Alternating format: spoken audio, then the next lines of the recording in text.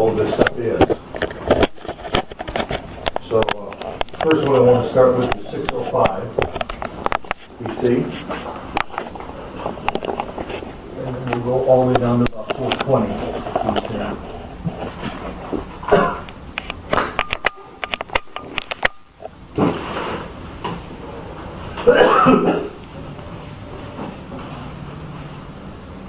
605 is when the Babylonian Empire comes into real prominence,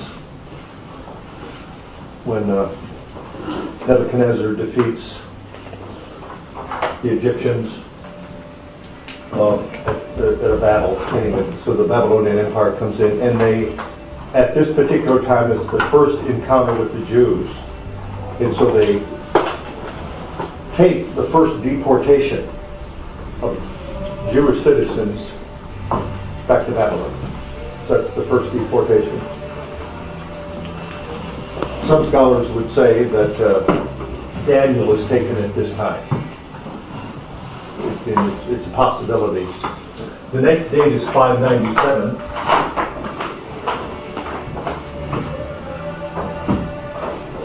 That's the second deportation of Jews to Babylon. And so other scholars will say this is the time when Daniel's taken. And Daniel ends up going to Babylon. And then the next significant date is 586. And anybody remember what happens that year? That's when Judah gets taken. Yes, that's the third deportation, but there's one major event that occurs in 586. That's pretty major. That's when the temple comes down. Okay. That's when the temple's destroyed and the city is just razed. And remember, at this time, the city is nowhere near the size it has been over the last umpteen years. It really was small. It was sitting on the top of the hill. So 586, the temple goes down. Then the next date is 538 or 37. And that's when the Cyrus issues his decree, which is how Ezra opens up. And it's a citation out of Isaiah 45. Cyrus then issues his decree and allows the Jews to come back. So we have the first deportation, second deportation, third and final deportation, and here's the first return in 538. Then the next event is probably around 520, and that's when the temple is rebuilt. And we get to that in Ezra 6. Ezra 6:15 records the date when the temple is finally rebuilt. So they lay the foundation in 538 or 537, and then there's resistance on the part of those who have been left in the land, and so they stop building the temple, and they start back up again around 524 or so in the ministry of Haggai and Zechariah, who provoke them to start building again, even though the populace is opposed to it. So they start to rebuild the temple, and from that point on, when they start to rebuild, it takes about 4 years to finish building. But it's that whole time frame there where the temple is going to be reconstructed. Then in about 458 is when Ezra comes back. And when Ezra comes back, that's the second return. So we have the first deportation, first return, second deportation, second return. And then the last date that I'll toss up there is 445. And that's when Nehemiah comes back and brings a group of people. And that's the third return. So we have 3 deportations, and we have 3 recorded returns when they come back.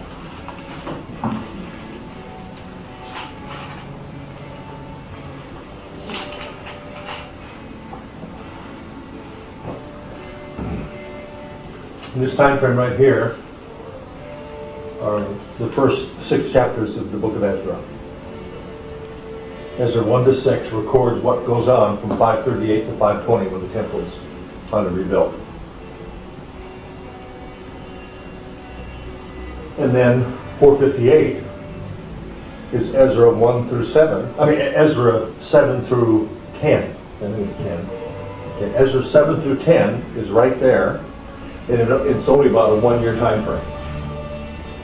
So we have all those years in here, and then 1 year right here, and then there's what here, about 80 years from the time the temple was finally built until Ezra comes on back. So there's an 80-year time frame in there where the people are in the land, but nothing much is really going on. And they're starting to really stray from whatever belief system they had when they came back. And so then Ezra 7 through 10, Ezra's focus there now is on restoring temple worship and a temple mindset. When you read through the text, I think it shows about, I think I copied down,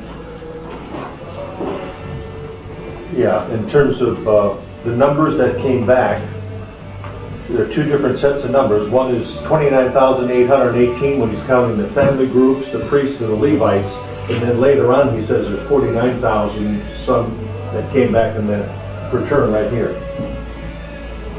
So it's roughly about 50,000 people that come back in that first return under Zerubbabel.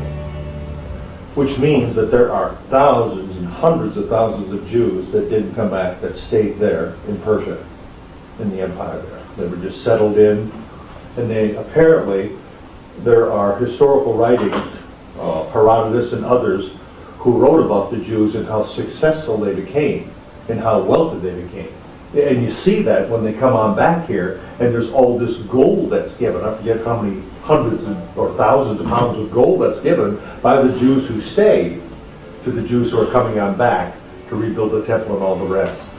They also bring back the vessels that had been in the temple, which Nebuchadnezzar and his army had taken when they finally destroyed it, took it back. And the significance on the vessels is that whenever a conqueror conquered a peoples, they would always take their idols and bring their idols to their temple complex and keep their idols there. Well, the Jews didn't have any images. They just had this equipment, these tools or whatever. So they took those, and then when the Jews come back, they give them back the tools and all the rest and bring them on back. Is it thought that Nebuchadnezzar took the ark? Oh, not really.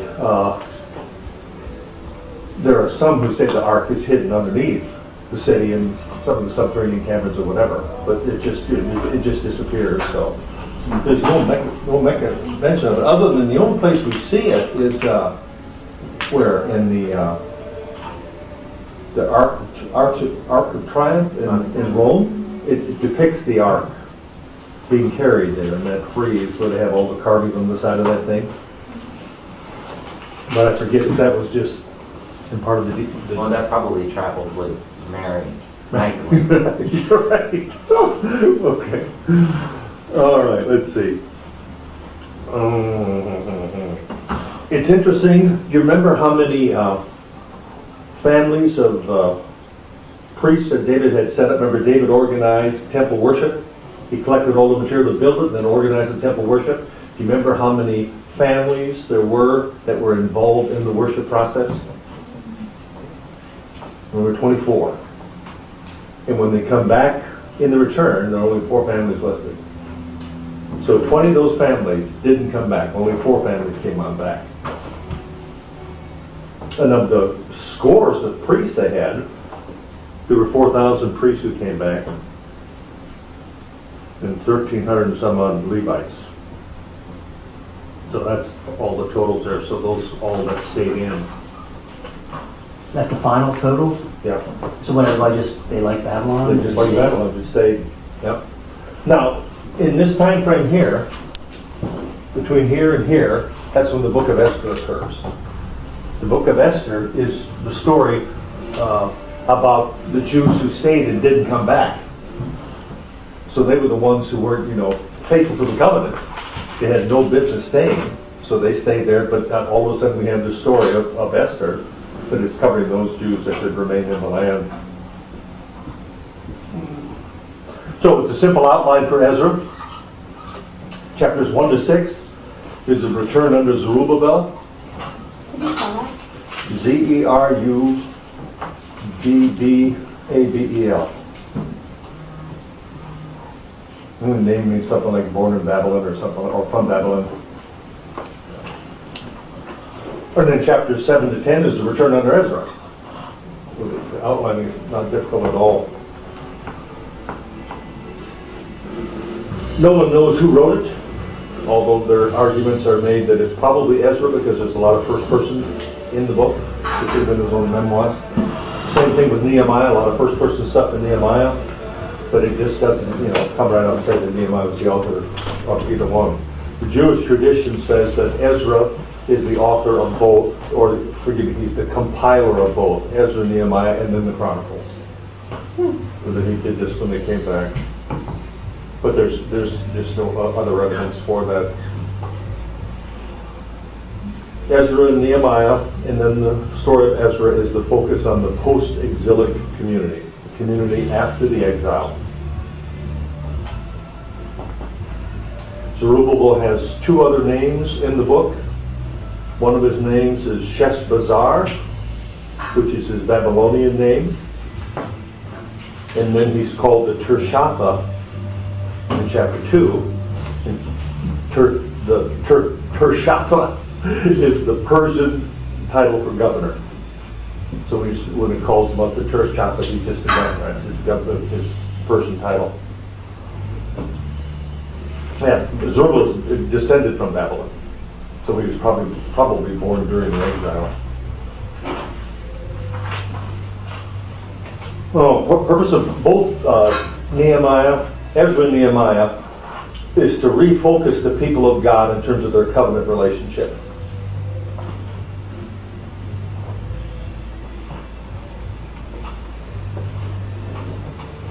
So now that they're no longer a political entity, they no longer are a kingdom with their own king, the writers are trying to get them to refocus on their relationship with God and the covenant they have with Him. He's really like a second Moses. Right? Yeah. Ezra's like starting over. Starting over again. Yeah. And there are you'll read some guys who draw parallels between what went on during that period of time because of that. Ezra's name is a shortened form of Azariah. If you remember sometime back when Brian was teaching on Genesis 2 and he talked about the Azer, the helper. Well, it's a shortened form of the same word. So Azariah means Jehovah's my helper. Jehovah's one who helps me. All the kings. Okay, Zerubbabel comes out of David's line. He's out of Judah. Ezra came out of the line of Levi. He's out of Aaron's line.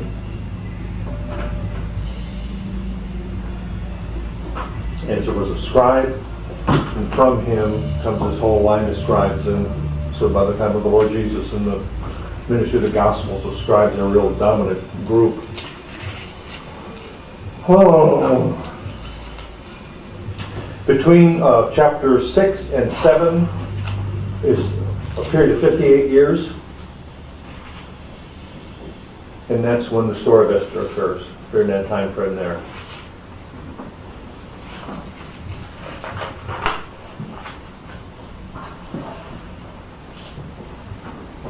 Okay, chapter 3 of Ezra, we begin the temple construction in 3:8.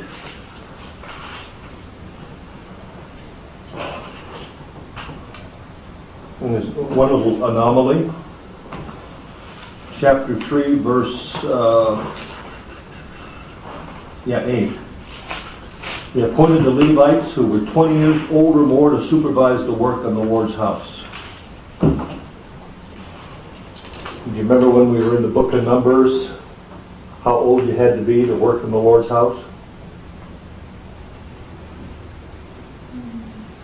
You couldn't serve as a priest until you reached the age of 30. But there was an age at which you could carry ash and trash in the temple. You could do all the grunt work. That was 25. So all of a sudden now we see that begin to change here. Now they're lowering the age from 25 to 20. Okay, opposition starts in chapter 4 of Ezra. And they halt to work on the temple. Chapter 4 verse 8 through chapter 6 verse 18 is in Aramaic rather than Hebrew. And if you remember, when they're in the captivity, one of the frustrations is that they even forget their own language. And then they pick up Aramaic or Farsi, whatever the language is at that period of time. So that when we get to Nehemiah, and Nehemiah talks about Ezra teaching, it says, and so Ezra read the book of the law distinctly and gave the sense. He had to translate from Hebrew, that he was reading in Hebrew, into Aramaic so that the people could understand it, because they had forgotten their own language. Yeah, so it's... That's just one generation. One generation. Yeah, right, yep, yep. So just the kids growing up there, I mean, they're just... And remember, during this period of time, Jeremiah writes him a letter, and in the letter Jeremiah tells them how to behave when they're there. Jeremiah 29, it's a letter to the people in exile. He says, now, live there, build houses, put gardens in, don't give your kids here, don't give your daughters to them, and don't take their sons or whatever, but become part of the land. And so they really did do, they really did pick their own language. Yeah. So Yeah, I mean, you think about immigrants here, how many first generation kids can't understand their parents' language? yeah, yeah. Yeah, it happened though. Why it happened so quick, I don't know. Right. It was part of the policy, apparently. Oh, and so then chapter 4, they begin to rebuild. The building resumes, rather. 424, and that's as a result of the ministry of Haggai and Zechariah. They provoked the people to get back to building that temple. And then it's finally completed in chapter 6, verse 15. It mentions when it was completed.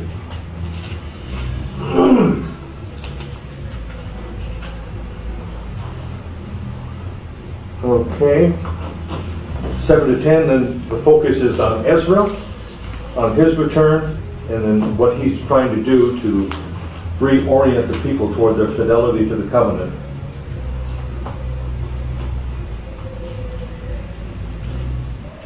And go to Ezra chapter 9.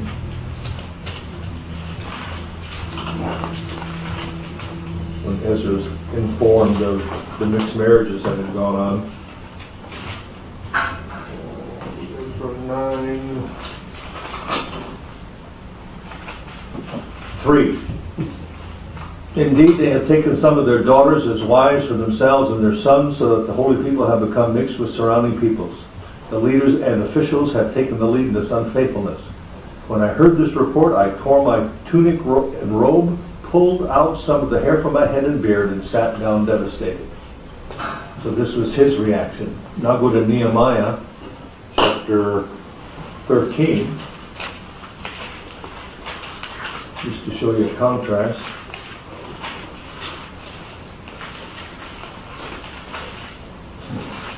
Years later now, we've got the same problem, and Nehemiah's informed of it. And in verse 23 of chapter 13. In those days I also saw Jews who had married women from Ashdod, Ammon, and Moab. Half of their children spoke the language of Ashdod or one of the other peoples, but could not speak Hebrew. I rebuked them, cursed them, beat some of their men, and pulled out their hair. Here's the contrast. You do it on somebody else. Ezra pulls out his own hair, Nehemiah pulls out somebody else's hair. And that's As soon as Ezra was a priest, Nehemiah was a soldier. That's right. So I'll use that. To me, it's just a good illustration of how people could be so different. God's using both of them, you know. How can Ezra be so ignorant of that? The intermarriages and all. I mean, What had gone on with the people in the land? Right. Because he hadn't been there. but he knew the story of Esther, right? He may have, yeah. Well, I mean, everybody knew the Jews were going to be slaughtered throughout the whole land, and everybody knew. Oh yeah, That's what I don't get is how he could be. I mean, even their marriage. Their queen was a Jew, Right. intermarried. I mean, Yeah. it just seemed to me to be so prevalent. Yeah. When I read his reaction, it's like I didn't know fit that. with the culture. One of the things it could be that he may well have thought that those who had returned were those who were so oriented toward God compared to everybody who stayed, and so he had a higher expectation for those who had gone back compared to all those who had stayed in the land. And so when he gets back and finds out that even they have gone this bad and married up, he gets upset with it. Yeah, one other contrast between these two guys is, let's see if I can find it.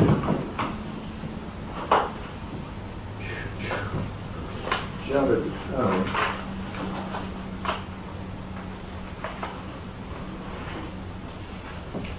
Yeah, go to Ezra chapter 8.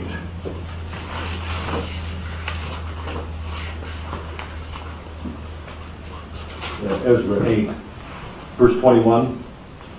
I proclaimed a fast by the Ahava River so that we might humble ourselves before our God and ask Him for a safe journey for us, our children, and all our possessions. I did this because I was ashamed to ask the king for infantry and cavalry to protect us from enemies during the journey, since we had told him the hand of our God is gracious to all who seek Him, but His anger is against all who abandon Him. So we fasted and pleaded with our God for this, and He granted our request. So Ezra won't ask for anything. And now go to Nehemiah. Oh, gosh. Nehemiah's not afraid to ask. That's right, Nehemiah chapter 2, verse 7. I think please is one. Yeah.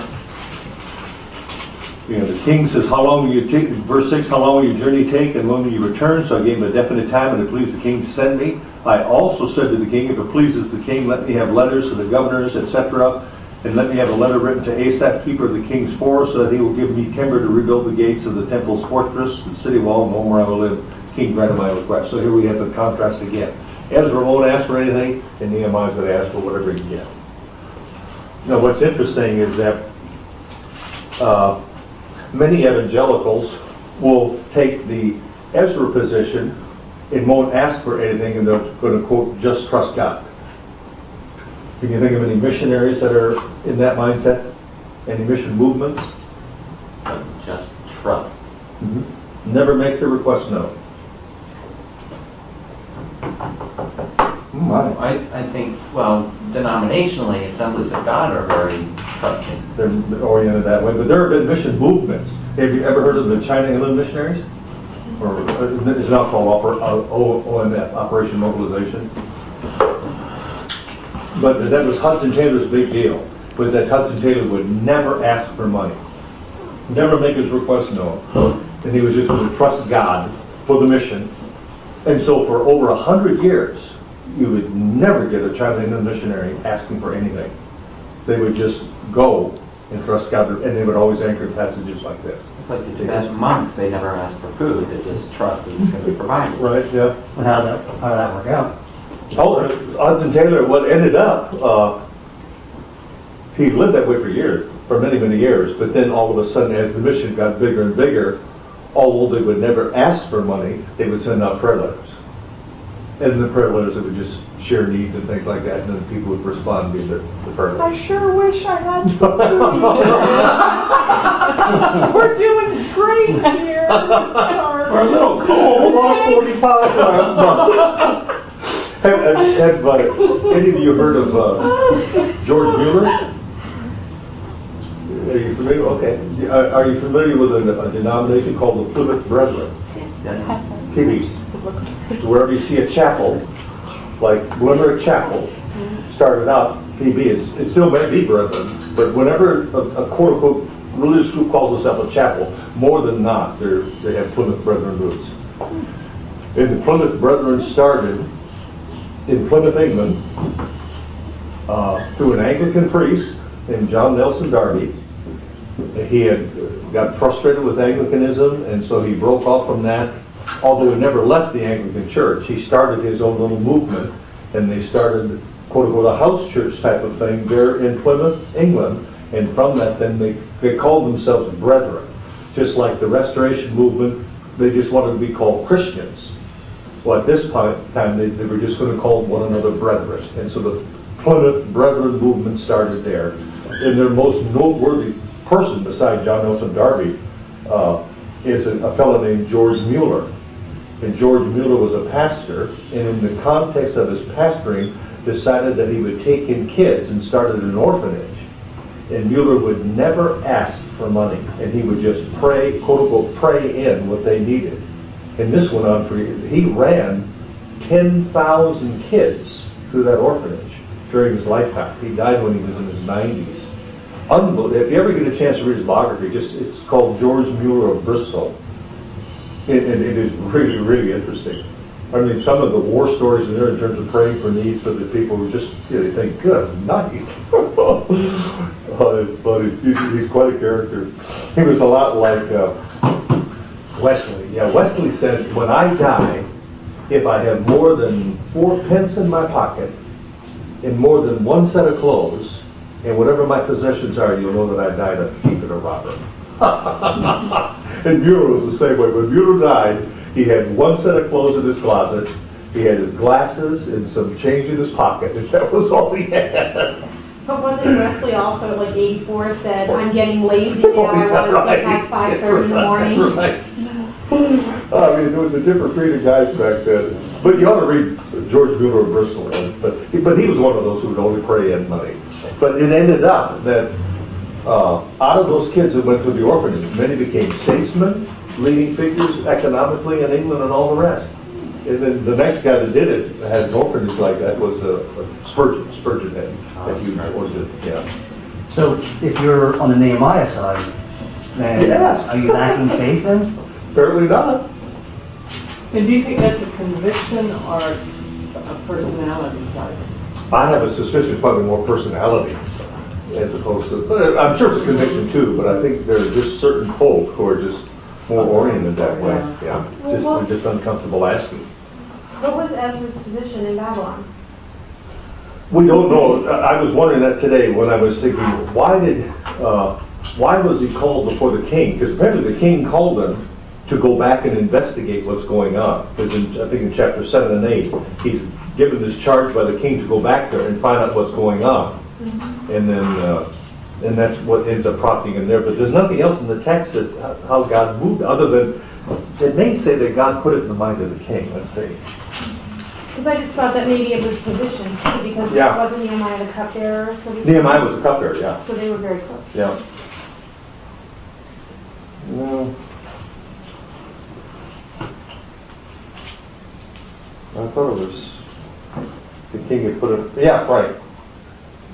Chapter 7, verse 27. Praise the Lord God of our fathers, who has put it into the king's mind to glorify the Lord, the house of the Lord in Jerusalem, and has shown favor to me before his king, his counselors, and all his powerful officers. Same thing happens with Nehemiah, where it says, and God put it into mind. God put it into mind. So that's how he moved these folks there. But anyway, that's the contrast between those two guys. So for me, I always think, well, that's people are going to be in one of those two camps, in somewhere between. Okay, so I mentioned Ezra 9, Nehemiah 9, and Daniel 9 are prayer chapters in the scriptures. If you ever want to read heavy prayers and just get a feel for what goes on in prayer, read Ezra 9, Nehemiah 9, and Daniel 9.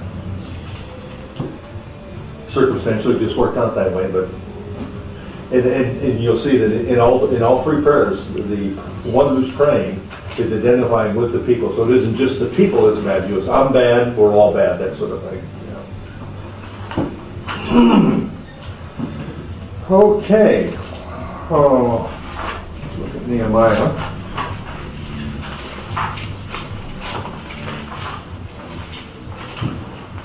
Now his name means comfort of Jehovah, or comfort of Yahweh. And again, the purpose is to remind the people of the fidelity to the covenant in God, and also to help them understand that God had a hand providentially in what was going on in their experience. God had promised them that he would have them in captivity for only 70 years. And the 70 years run from about here down to here. Is that about 70 years? 538 to 605, it's about 70 years there. Okay. So then the focus in Ezra is rebuilding the temple and restoring the worship. Focus in Nehemiah is going to be on rebuilding that wall to get the city secure again. So now here, by the time Nehemiah gets there in 445, they've been almost 100 years back there and still haven't got that wall built up yet. So they got the temple up, but they don't have the wall up. So he goes back then, and you remember how many days it took to rebuild the wall? I don't know, 52 days, very good. Yep. 52 days.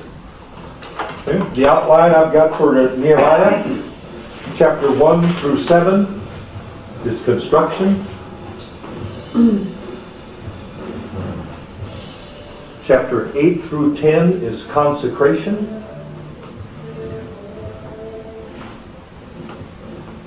And chapters 11 through 13 are consolidation. So focus on getting that wall up and getting the people squared away and then consolidating them politically.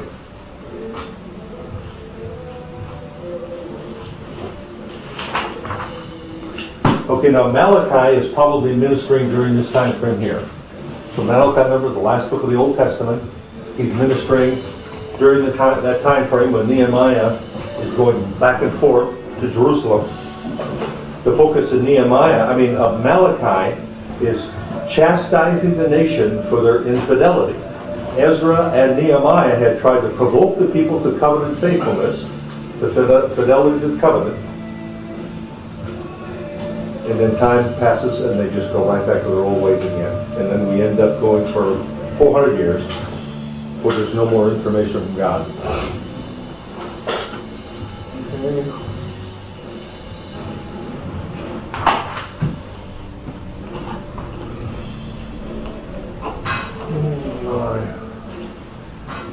Nothing else really that I wanted to bring out at this point on Nehemiah. I'm sure you've all heard plenty of messages on rebuilding the wall. You made the comment about the distance and time from the temple to the wall. But, I mean,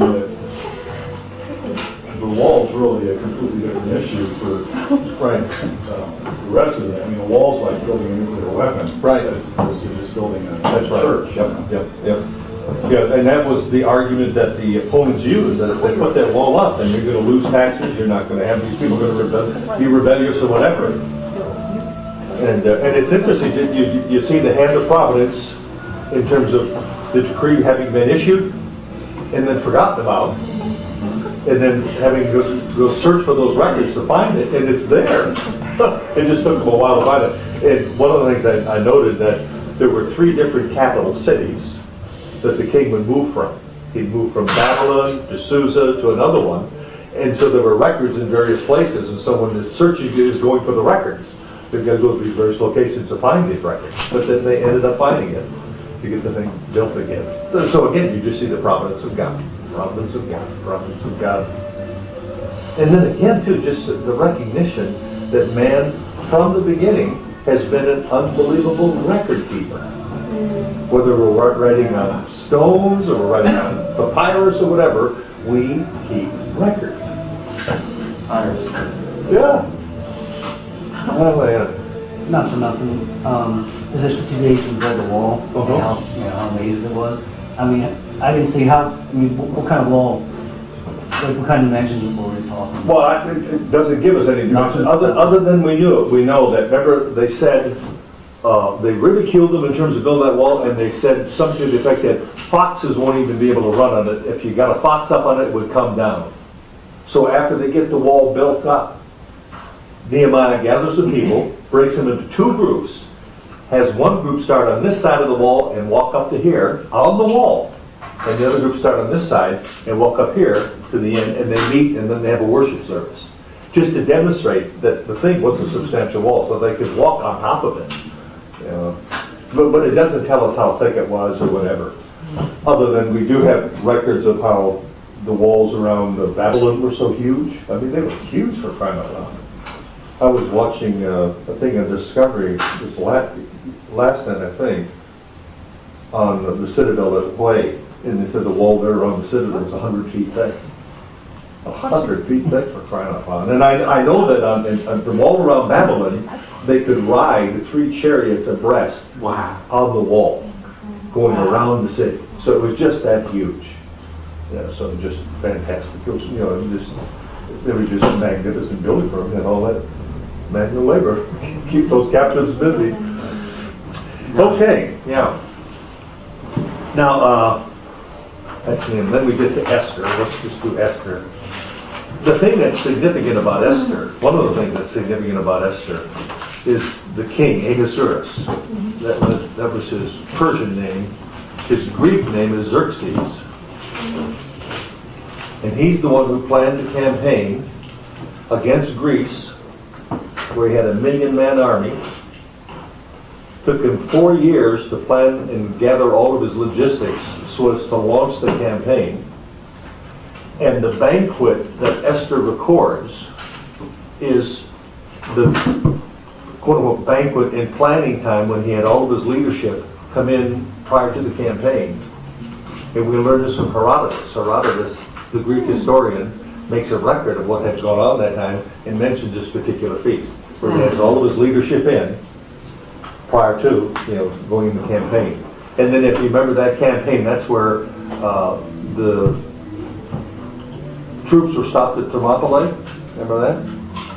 And then also the Spartans, stopped at Thermopylae. And then also Xerxes had this huge fleet of ships. And so he launches the fleet of ships against the Greeks, and it's this huge naval battle at Salamis. And he's defeated there too. So the Greeks both beat him on the ground and then beat him at sea. And this was this guy, Ahasuerus. And it was so funny, when I was reading this today, I thought, from what Herodotus tells us about him, what we see in the text and other historians, the first thing about the Bible was, he's a John McCain. He had this mercurial temper. He would freak out and blow up at the drop of a hat. And I thought, that's John McCain. Oh dear. Anyway, so this is Esther. Why do you think, based on your reading of Esther, why do you think it would have had a problem getting into the canon? Okay, God isn't mentioned at all.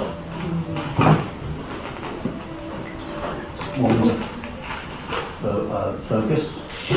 What to focus on a woman. Okay. We had another book. We had Ruth. Remember, was supposed to. It's another book that just title after woman. Well, like you said, it's sort of, she's disobedient in two senses. She's not in Jerusalem. Right. She's married to a foreigner. Right. Good. Sex with a foreigner, married to a foreigner. There's absolutely no reference in the book to Jerusalem. And the significance of Jerusalem is it's the city of the great king, Psalm 48.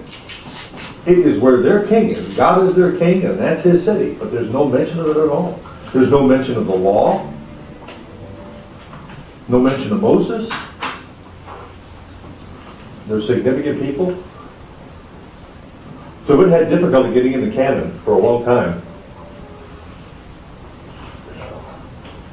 And one other point, I just learned this today, I wasn't aware of this, that it's the one book that was not found in the Dead Sea Scrolls.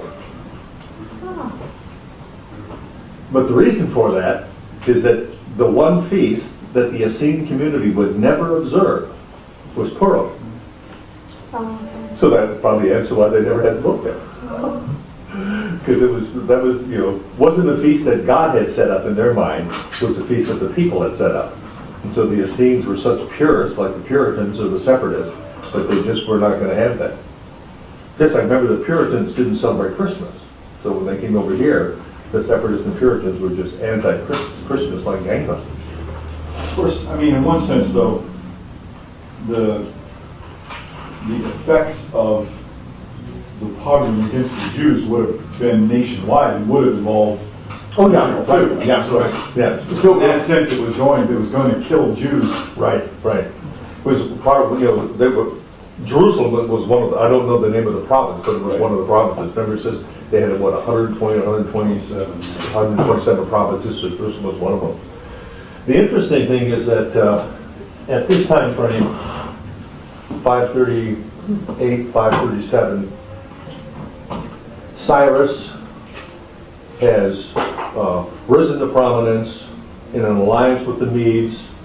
They defeat the Babylonians, and we'll get this when we do Daniel, but in Daniel chapter 5, remember there's a feast and there's the handwriting on the wall, and there's a guy named Belteshazzar who is the viceroy, and he says to Daniel, and you'll be third in the kingdom. And the reason for that was that the king was in another one of his capital cities. His second in command was Belteshazzar, And the third one, who then would be Daniel, if he was able to interpret the dream. Well, that very night was the night that Cyrus conquers the city. Because, remember, the city was on the Euphrates River. And the only way into that city was through the river. But they had this huge gate that they ran down into the water so that you couldn't, get in.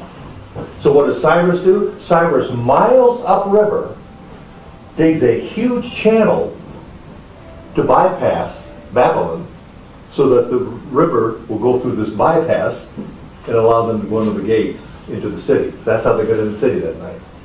And Herodotus tells us that. They went to this huge building campaign to bypass the city, to get the river to bypass the city so they could go under the gate and get in the city. And that's what happened that night. Because remember, it tells us that night that it fell. Just amazing. And again, God leaves us a record of what had gone on, so we have an idea what went on. It's awesome. Unbelievable. So my outline for Esther is a real easy one again. Chapter 1 to 4 is threat. Chapter 5 to 10 is triumph.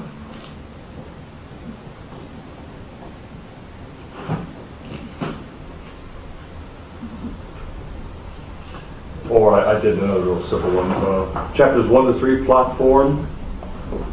Chapters 4 to 5, plot fought. Chapters 6 to 10, plot foiled.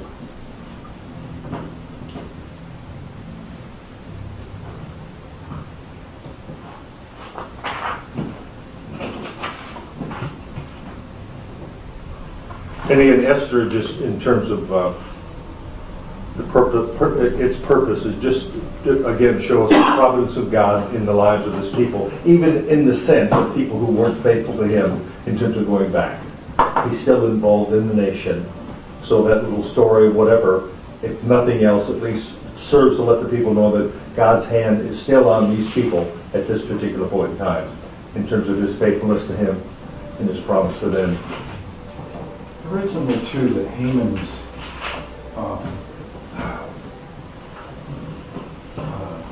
race or something was somehow related to Alexander. No. He's Okay. But was he from, wasn't he one of the descendants of the Amalekites who were supposed to be wiped out? Right. So if they had obeyed him back That's then, right. this wouldn't have happened. exactly right. I'm sure if that was Yeah. true. No, he was an Amalekite, an Agagite. Somehow they said, and I read a whole webpage on this, that somehow there was some relation between him and Alexander. Really? Sort of a foreshadowing of what was going to happen. Is that right? I hadn't heard that. Good night, because Alexander was a Greek for crying out loud. He'd be Persian. Yeah, wow, man. But anyway, he's hoisted on his own petard.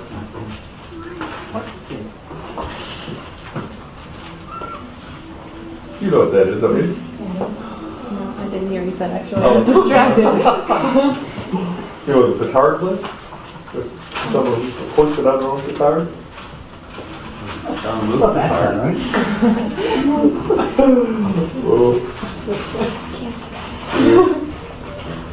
So out of the book of Esther, then we get the Feast of Purim. Remember what the word Purim meant? What's the text study about Purim? Isn't it the day? There's a lot. Casting lots, yeah. Casting lots.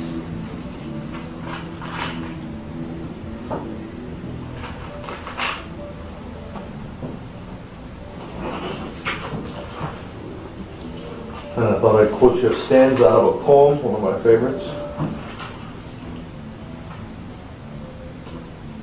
Yeah. And one of the stanzas says, "Careless seems the great avenger, history's pages but record one death grapple in the dark betwixt old systems of the word. Truth forever on the scaffold, wrong forever on the throne. Yet that scaffold sways the future, and behind the dim unknown standeth God within the shadow, keeping watch above His own." And that's what He was doing with Israel, keeping watch over them. James Russell Lowell, Unitarian who's been influenced by the Scriptures. All right, that was a quick roll through them for this time. How long does Persia last? After this, when does Persia fall? Oh, Persia doesn't fall till Alexander. Which is when? 323. Yeah. Yeah, well, from 333 to 323 is the big years of Alexander's life. So it lasts a couple hundred years. And they had mounted significant campaigns. The other thing was, the question is, why does Cyrus let them go back? What is because all the conquerors up to this point had always moved populations from one area to another so as to quell any potential for rebellion. And now during this particular period of time, there was conflict all over the Middle East in terms of the various empires fighting with one another. And Cyrus comes up with the idea that I'll send these people back to their original homelands, and that will make them more happy with me and grateful, and I won't have to worry about fighting in that area. And so they're just That's sort of how the Romans did. Right. Did. Yeah. So it's just interesting to see how those things just start to play out, but the other thing is looking at how long God takes to do things. He takes hundreds and hundreds of years, and we want it done right now. It's just like I use the illustration with Rick Warren. As soon as we get that last person saved, he's just going to come back. Yeah. And so we'll just hurry it up right now. Ain't going to happen. In fact, when God made the promise to Abraham, he said to Abraham, thousands and thousands of generations. That's a long time. You better insist. I mean, if a generation's either 20 years, 40 years, or 100 years, it's a long, long, long, long time. That's what I always say. History's going to go on for thousands and thousands and thousands of years. So just relax. Enjoy it. So then that's the end of the historical books. We are done with the historical books. Poetics. Now we're going to do the poetics. John. John, what do you think was? And I'll get a PowerPoint together so I can send that to you so you get these notes. I came across this, and we're always trying to find something in the book of Esther that indicates God had a hand in it. So they figured out that there are 4 places in the book of Esther where you know what the tetragrammaton is? Have you ever heard that phrase?